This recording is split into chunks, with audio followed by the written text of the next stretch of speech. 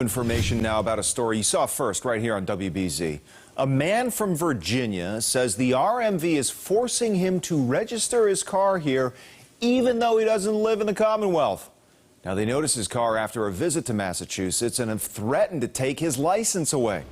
Well, after our story aired, he says he's getting more time to appeal the decision. A lot of you reached out to us with concerns about other registration frustrations.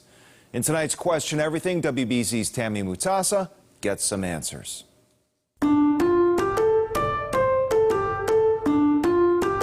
Chris, so many drivers have been confused, calling some of these RMV rules absurd. Now we're trying to get answers on registering cars in this state. You should be able to just call and talk to a human being and explain the situation and have them say, oh, our bad, like this doesn't apply to you. Since we first told you about Ben's driver's license debacle with the RMV, the Virginia resident got a 60-day extension to dual register his car in Massachusetts. Ben visited Boston for a month, and the RMV threatened to suspend his license if he didn't register.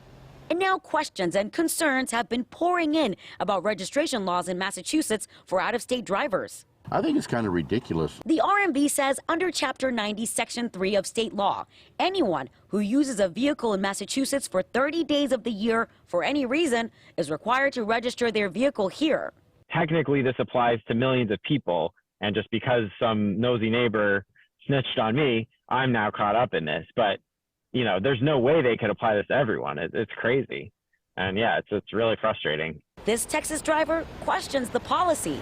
It sounds like just a money grab. Christina asked, what about out-of-state college students with out-of-state registrations? Also under the same law, it says college students have to file a non-resident driver statement to the police department with their out-of-state registration information and insurance during the school year. If they don't, they could face a $200 fine.